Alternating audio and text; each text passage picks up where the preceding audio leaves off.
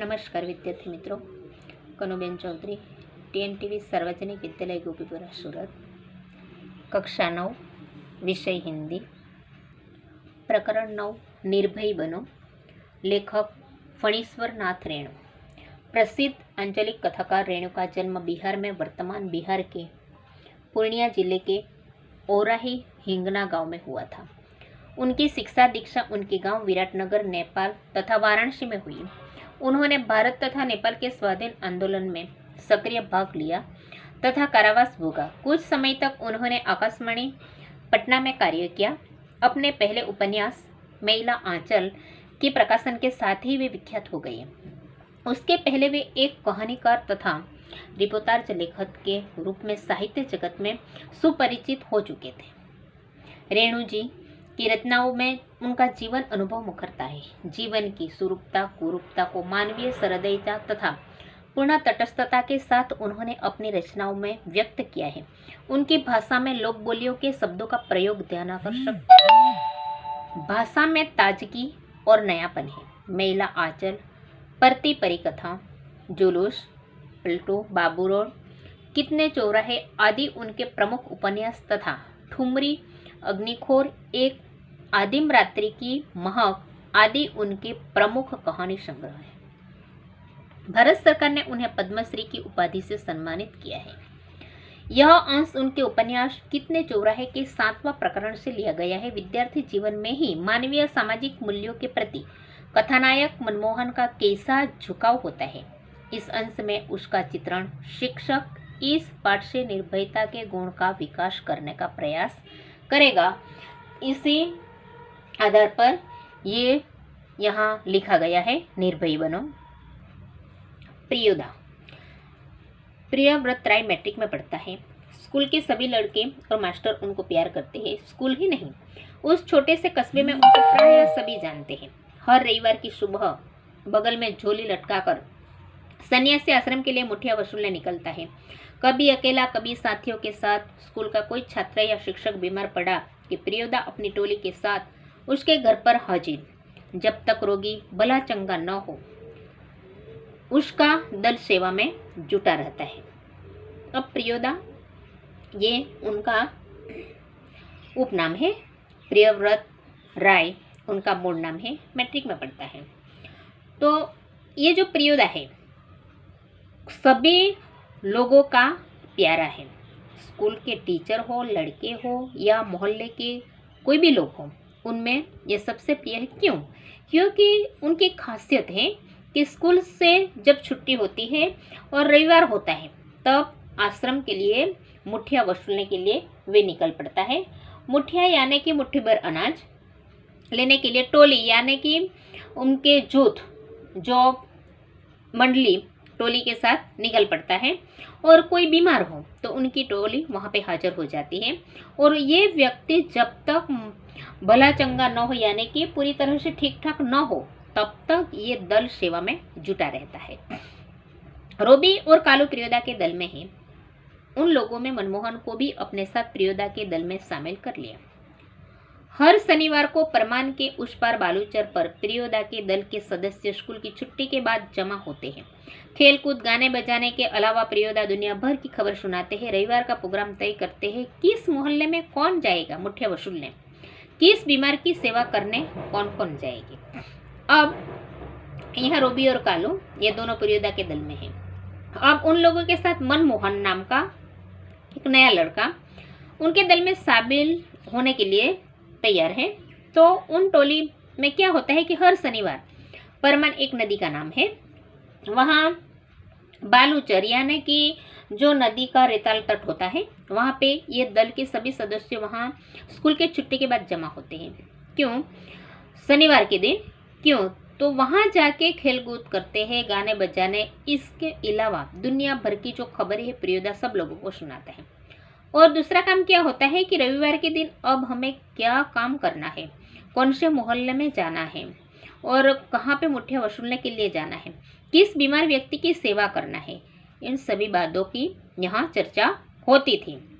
उस दिन मनमोहन का परिचय देते हुए कालू ने कहा था, प्रियोदा यह मोना मनमोहन खूब तेज लड़का है, क्लब का सदस्य होना चाहता है.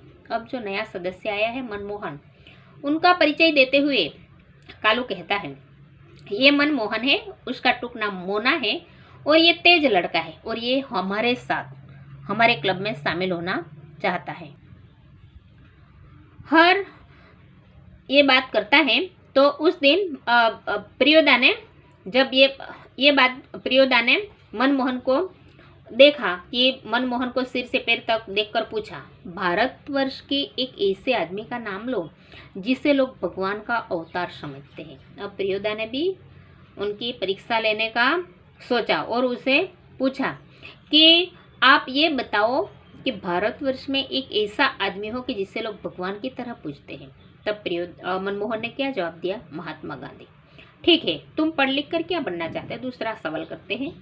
तो मनमोहन चुप रहा और फिर बोला, वकील। सभी ठट्ठा कर हंसे, लेकिन प्रियोदा गंभीर ही रहे। बोले, ठीक है, बीमार लोगों की सेवा करना जानते हो।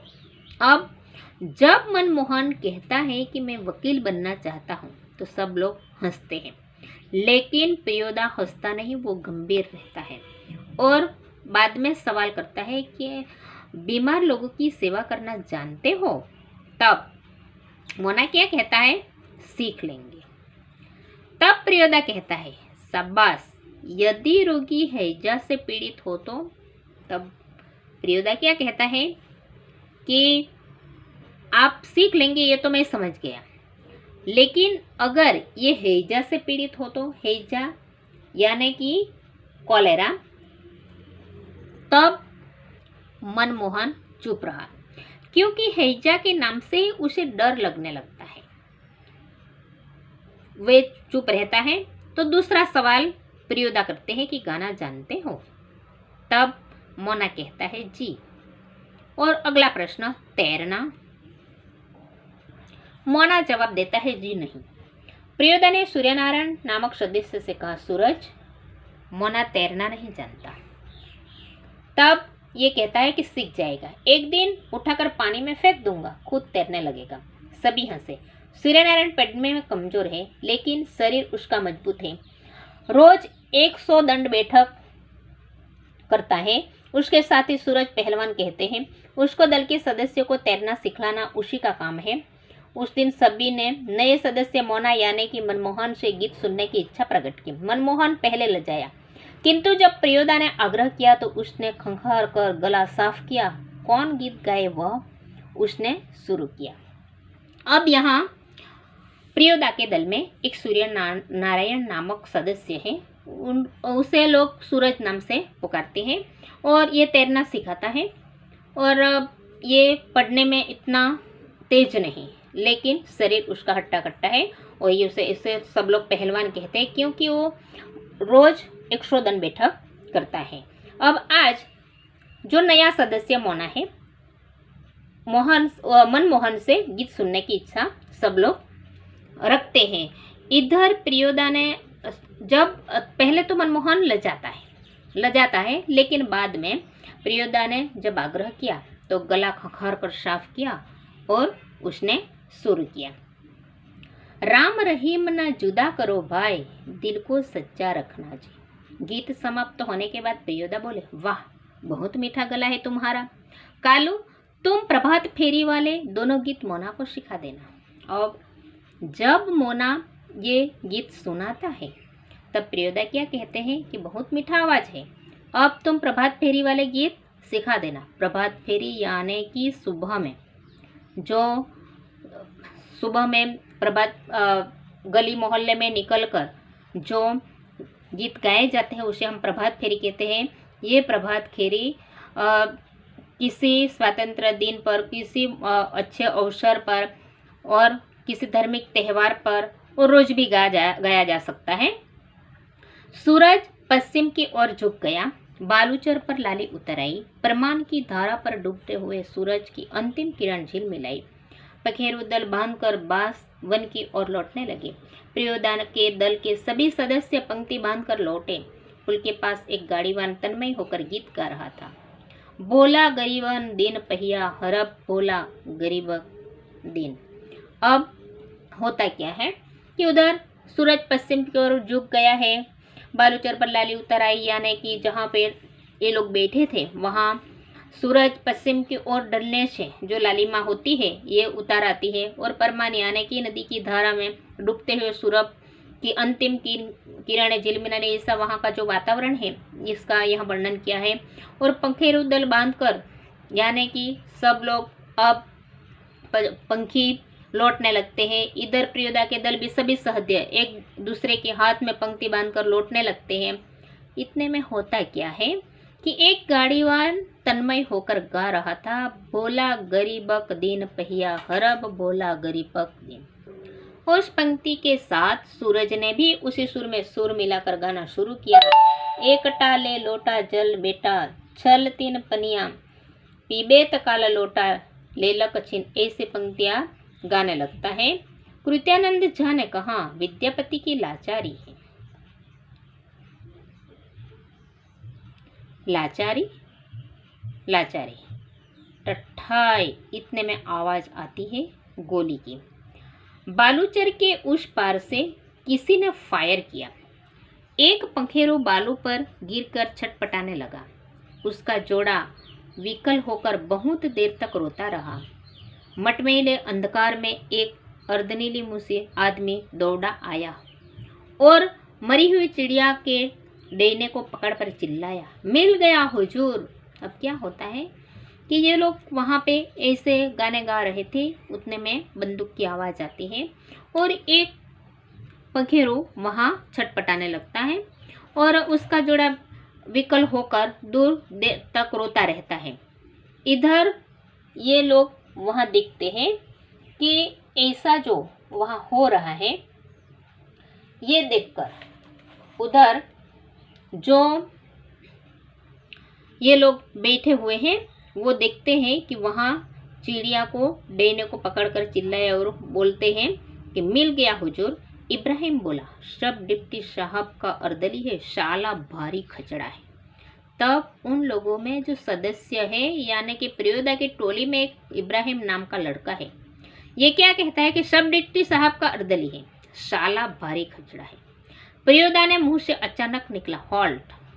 अब प्रियोदा कहता है कि ये जो तू बोल रहा है ये अच्छा नहीं, क्योंकि हमारे यहाँ ये रूल्स है कि हमारे दल में जो भी रहता है ये वो गाली नहीं बोलता। तब इब्राहिम को अपनी गलती का एहसास हुआ। दल का नियम है कोई सदस्य किसी किस्म का अपशब्द या गाली मुंह से नहीं निकालेगा। इसलिए इब्राहिम ने तुरंत सिर झुकाकर दल के नायक प्रियोदा और सदस्यों से माफी मांगी। बात यह है कि साले ने फिर बोला। सभी हंसे। प्रियोदा ने गंभीर होकर कहा, इब्राहिम यह तुम्हारी 8वीं गलती है, 10 होते ही हम तुम्हारे साथ नहीं रहेंगे। अब यहाँ इब्राहिम दूसरी बार साले ने ऐसा शब्द बोलता है, तब प्रियोदा क्या कहता है गंभीर होकर कि ये तेरी 8वीं गलती है, अब 10वीं गलती अगर तू करेगा तो तुम्हारे साथ हम नहीं रहेंगे। इब्राहिम ने पूछा, लेकिन सरकारी अफसरों को गाली देने में क्या हर्ज है? अब इब्राहिम क्या कहता है प्रियोदा को कि सरकारी अफसरों को गाली देने में हमें हर्ज ही क्या है, यानी कि कोई आपत्ति है, कोई नुकसान तो है ही नहीं। तुम्हारा मुंह खराब होगा, उनका कुछ भी नहीं बिगड़ेगा। तब प्रियोदा क्या कहता है, इससे होगा क्या कि तुम्हारा मुंह खराब होगा लेकिन उनका तो कुछ बिगड़ने वाला नहीं है। मगर वे जो गाली देते हैं, इब्राहिम दूसरा प्रश्न करता है कि वे तो हमें गाली देता है, वे ही क्यों? बहुत लोग गालियां बकते हैं। तब प्रियोदा क्या कहता है, वे ही नहीं सब लोग गालियां बकते हैं। नहीं प्रियोदा, आप इब्राहिम को नहीं समझा सकेगा, वह महीन बात देरी से बुझता है, मैं समझा देता हूँ, देखो। और ये कहने लगता है कि देखो इब्राहिम, यदि क्लब का मेंबर रहना है तो इसके रूल्स को मानना होगा। नियम है कि कोई सदस्य आपस में बातचीत के सिलसिले में भी कोई खराब शब्द नहीं बोलेगा, जानते हो ना? बस बात खत्म। अब यहाँ ये लोग क्या कहते हैं कि ये मुहिम बात यानी कि जो सूक्ष्म बारीक बात है, ये बात ये इब्राहिम नहीं समझेगा, उसे इस तरह से समझाना होगा। ऐसा कहकर वे क्या कहते हैं कि क्लब का जो मेंबर है मेंबर में रहना है तो उसका रूल्स है, क्या रूल्स है कि कोई बातचीत में भी खराब शब्द नहीं बोलेगा, बस बात खत्म। सौ साइन धर्मशाला के पास आकर सभी के एक दूसरे से विदाई ली।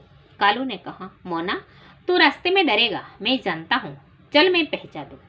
अब सब लोग अपने अपने घर लौटने के लिए वहाँ कहते हैं कि सब लोग विदाई लेते हैं। तो कालू ने मोना को कहा कि तू रास्ते में शायद डरेगा, तो मैं तेरे साथ आता हूँ और मैं तुझे पहुँचा दूँगा। तब प्रियोदा ने कहा, मोना डरता है, मैं उसे पहुँचा दूँगा, तू घर जा कालू। अब प्रियोदा क्या कहता है कि अगर मोना डरता है तो मैं उसे पहुँचा दूँगा और तू घर जा। रास्ते में प्रियोदा चुप रहे, एक सुनी जगह पर आकर रुक गई। सड़क के दोनों ओर बड़े बड़े पीपल के पेड़, दोनों ओर बहुत दूर तक खंडहर में और मैदान। पास के एक उजड़े हुए मकान की ओर इशारा कर प्रियोदा ने कहा, जानते हो इस घर में कभी मुर्दों की चीर फाड़ होती थी। पोस्टमार्टम हाउस था ये, इसलिए लोग को डर की आसपास के पेड़ों पर भूत पिचास किलकिल करते रहते हैं। मैदान में प्रेतनियां नाचती है संतालियों की तरह झुंड बांधकर। क्यों डरने लगा? अब प्रियोदा मोना को समझाता हुआ कहता है कि रास्ते में कुछ बोलता नहीं, चुप रहता है, लेकिन एक सुनी जगह पर आता है और वहां रुक जाता है। और सड़क के दोनों ओर बड़े बड़े पेड़ थे, तो वहां दूर तक एक खंडहर मैदान था। तो वहां एक मकान की ओर इशारा कर कर क्या कहता है कि जानते हो मोना, यहाँ कभी मूर्तों की चीरफाड़ होती थी और पोस्टमार्टम हाउस था यह, इसलिए यह डर है कि आसपास के पेड़ों पर भूत पिचास किलकिल करते रहते हैं और मैदान में प्रेतनियां नाचती है। और वो कैसे नाचती है कि संतानिया की तरह यानी झुंड बांधकर नाचती है। और पूछता है कि क्यों डरने लगा, अकेले यहाँ आ सकते हो? दूसरा प्रश्न करता है कि अकेले यहाँ आ सकता हूँ? तब मोना क्या कहता है, जी नहीं। प्रियोदा हंसे और बोले, देख मोना, भूत प्रेत ऐसे आदमी को कभी नहीं तंग करता जो 10 काम करता हो। तुम्हारी उम्र में मैं भी डरता था। मेरे गुरु महाजन ने मुझसे हंसकर कहा कि 10 का काम करने वाला तो खुद भूत होता है, उसको भूत क्या कर सकता है। चलो शुरू करो वह गाना, राम रहीमना। मनमोहन गाने लगा, राम रहीमना जुदा करो भाई, दिल को सच्चा रखना जी। अब प्रियोदा उसे समझाता है कि देख मोना, भूत प्रेत ऐसे आदमी को तंग नहीं करता कि जो 10 काम करता हो। और ये बात समझाते हुए कहता है कि मैं भी तेरी उम्र में डरता था, लेकिन मेरे गुरु महाजन ने क्या कहा था कि 10 का काम करने वाला खुद भूत होता है, उसको भूत क्या कर सकता है। और कहता है कि डरना मत, क्योंकि हम लोगों का सच्चा करते हैं, अच्छा करते हैं, तो हमें कोई डरा नहीं सकता। और कहता है कि वो गीत शुरू कर दो, राम रहीम वाला जो गाना है वो गाना शुरू कर दो। तब मनमोहन गाने लगता है, राम रहीम ना जुदा करो भाई, दिल को सच्चा रखना जी। इस तरह से यहाँ हमारा गद्य पूर्ण होता है। लेकिन हमें यह गद्य से ये सीख मिल जाती है कि इस गद्य से हमें ये सीख तो अवश्य मिलती है कि निर्भयता जहाँ दिखाई देती है, जो डरते हैं उन्हें निडर बनाने का यहाँ प्रयत्न किया है। गुजराती भावार्थ आमणे समझी लईए तो મેટ્રિકમાં ભણતો પ્રિયોદા નામનો એક વિદ્યાર્થી છે, તે સર્વમાં લોકપ્રિય છે। વિદ્યાર્થીઓને શિક્ષકો સૌ એને ચાહે છે।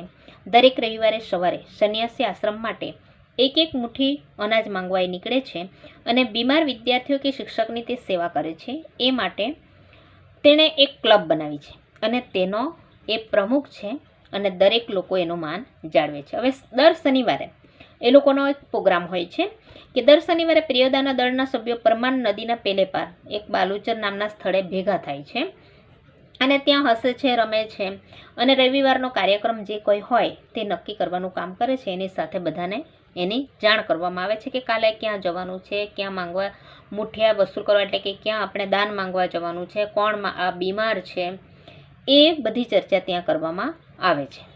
હવે કાળુ નામનો એક વ્યક્તિ છે, તે મોના નામના એક છોકરાને આ ક્લબમાં સદસ્ય બનાવવા માટે લાવે છે। પ્રિયોદા એને કેટલાક સવાલો પૂછે છે, જેમ કે કયા આધુનિક નેતાઓને લોકો ભગવાન માને છે? તો એના ઉત્તરમાં એ કહે છે કે ગાંધીજી। અને બીજો પ્રશ્ન પૂછે છે કે તું ભણી ગણીને શું બનવા માંગે છો? તો એ જવાબ આપે છે કે હું વકીલ બનવા માંગુ છું। બીજા પ્રશ્ન પૂછે છે કે તને બીમાર લોકોની સેવા કરતા આવડે છે? ત્યારે એ કહે છે કે હું શીખી લઈશ। અને ફરી પ્રશ્ન પૂછે છે કે અગર એ વ્યક્તિ ગંભીર બીમારીથી પીડિત હોય કે પછી કોલેરાથી પીડિત હોય તો? ત્યારે મોના ચૂપ રહે છે। આગલો સવાલ પૂછે છે કે તને તરતા આવડે છે? તો એ કહે છે કે મને આવડતું નથી। હવે એ લોકોની ટીમમાં એક સૂર્યનારાયણ નામનો એક વ્યક્તિ છે। એ વ્યક્તિને કહે છે કે આને તરતા નથી આવડતું, એટલે તારે શીખવી દેવાનું છે। હવે આ જે સૂર્યનારાયણ નામનો વ્યક્તિ છે એ ક્લબનો એક એવો વ્યક્તિ છે કે ભણવામાં નબળો છે, પરંતુ તેનું શરીર મજબૂત છે। સાથીઓ તેને સૂરજ પહેલવાન તરીકે એને ઓળખે છે અને એને આ તરતા શીખવાડવાની જે જવાબદારી છે તે એને આપવામાં આવે છે। એટલે એ કહે છે કે ઉપાડીને એક વખત હું નદીમાં ફેંકી દઈશ, એટલે એ તરવા માંગશે। આ બાજુ આ નવો સદસ્ય જે મનમોહન આવે છે એની પાસે બધા લોકો ગીત સાંભળવાની અપેક્ષા રાખે છે। બધા જ સભ્યોના આગ્રહથી મોના ગીત સંભળાવે છે। રામ રહીમને જુદા ન કરો ભાઈ, દિલ સાચું રાખો જી। પ્રિયોદા મોનાના વખાણ કરે છે। આ બાજુ સૂર્યાસ્તના સમયે સૂર્યાસ્ત થવાનો હતો। ક્લબના બધા સભ્યો લાઇનમાં એક થઈને નદીના પુલ પાસે પહોંચ્યા। ત્યાં જ એક ગાડીવાળો તન્મન થઈને વિદ્યાપતિનું ગીત ગાઈ રહ્યો હતો। સૂરજે પણ તેના સૂરમાં સૂર પુરાવ્યો। એ જ સમયે એવું બને છે કે સબ ડેપ્યુટી સાહેબે ફાયર કરીને ચકલીને જોડામાંથી એક નીચે પાડી દીધી। એનો નોકર દોડતો આવ્યો અને એ જ મરેલી ચકલીને ઉપાડીને એ ક્લબના એક સભ્ય ઇબ્રાહીમે નોકર વિશે કહ્યું કે સાલો ભારે ખડૂસ છે। એ કહે છે કે આ ભારે ખડૂસ છે। પ્રિયોદાના મોંમાંથી અચાનક શબ્દ નીકળે છે, હોલ્ટ। કેમ કે દળનો નિયમ છે કે એ દળના નિયમ અનુસાર કોઈ પણ સદસ્ય કોઈ પણ પ્રકારનો અપશબ્દ કે ગાળ બોલી શકતો નથી। એટલે ઇબ્રાહીમે માફી માંગી, પરંતુ ફરીથી એના મોંમાંથી સાલા શબ્દ નીકળી જાય છે। એટલે એને ફરી પ્રિયોદા એને ચેતવણી આપે છે અને ચેતવણી આપતા કહે છે આ તારી 8મી ભૂલ છે અને 10મી ભૂલ જ્યારે તું કરશે ત્યારે તારી સાથે અમે રહેવાના નથી। ત્યારે ઇબ્રાહીમ એને કહે છે કે વાત સાચી છે, પણ આપણે સરકારી અફસરોને ગાળ દેવામાં શું વાંધો છે? શું નુકસાન જવાનું છે? ત્યારે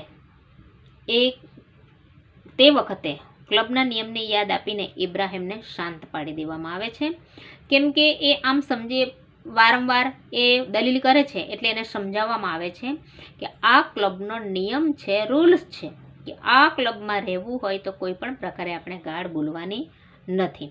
હવે ત્યાં સૌસાઈન જે ધર્મશાળા છે ત્યાંથી બધા જુદા પડે છે। આ બાજુ કાળુ કહે છે કે મનમોહન ડરે છે। ત્યારે પ્રિયોદાને નવાઈ લાગે છે અને કહે છે કે તું ડરે છે તો વાંધો નહીં, હું તને તારા ઘર સુધી પહોંચાડી દઈશ। અને પેલા કાલુને કહે છે કે તું નીકળી જાઉં, એને પહોંચાડી દઈશ। રસ્તામાં મનમોહન સુના રસ્તા પરથી પસાર થાય છે અને ત્યાં પ્રિયોદા સાથે એકલો જાય છે। રસ્તામાં સુનું ખંડેર અને ઉજ્જડ મકાન આવે છે। ત્યાં ચારે બાજુના વૃક્ષોને એ બધું બતાવીને કહે છે કે અહીંયા પોસ્ટમોર્ટમ હાઉસ હતું અને લોકો માનતા હતા કે ત્યાં ભૂત પિચાસ રહે છે અને ભૂતળીઓ નાચે છે। આ જાણીને મોના ડરવા લાગે છે। ત્યારે પ્રિયોદા કહે છે કે તું અહીંયા એકલો આવી શકીશ? તો એ ના પાડે છે। હવે પ્રિયોદા એને સમજાવે છે કે ભાઈ તું સમજ, ભૂત પ્રેત જેવી કોઈ વસ્તુ નથી અને કદાચ હોય પણ તો કે એ જે ભૂત છે એ એવા લોકોને તંગ નથી કરતો કે જે 10 કામ કરે છે, અને કહે છે કે જે 10 કામ કરવાવાળા વ્યક્તિ છે તે ખુદ ભૂત જેવો છે। એટલે અમારા ગુરુજી કહેતા હતા કે 10 કામ કરવાવાળો ખુદ ભૂત હોય છે, તો તેને ડરાવવાવાળું ભૂત કોણ? ભૂત શું કરી શકવાનો હતો? અને એને કહે છે કે આપણે ડરવાની કોઈ જરૂર નથી, આપણે કોઈનું સારું કરીએ છીએ અને આપણે લોકોના કામો કરીએ છીએ તો આપણને ભૂત ડરાવી શકવાનું નથી। અને કહે છે કે ચાલ પેલું ગીત તું શરૂ કરી દે, રામ રહીમના જુદા। અને ત્યારે રામ રહીમના જુદા કરો ભાઈ એ ગીત શરૂ કરી દે અને તરત જ મનમોહન પણ ડરને સાઈડ પર રાખીને નિર્ભય બની જાય છે અને નિર્ભય બનીને ગાવા માંડે છે, રામ રહીમના જુદા કરો ભાઈ દિલ કો સચ્ચા રખના જી. અહીં આ રીતે પ્રકરણ પૂરું થાય છે અને એમાં આ રીતે પ્રિયોદા જે ભયભીત છોકરાને નિર્ભય બનાવવા માટેનો જે પ્રયાસ કરે છે એ બાબત અહીં આપણે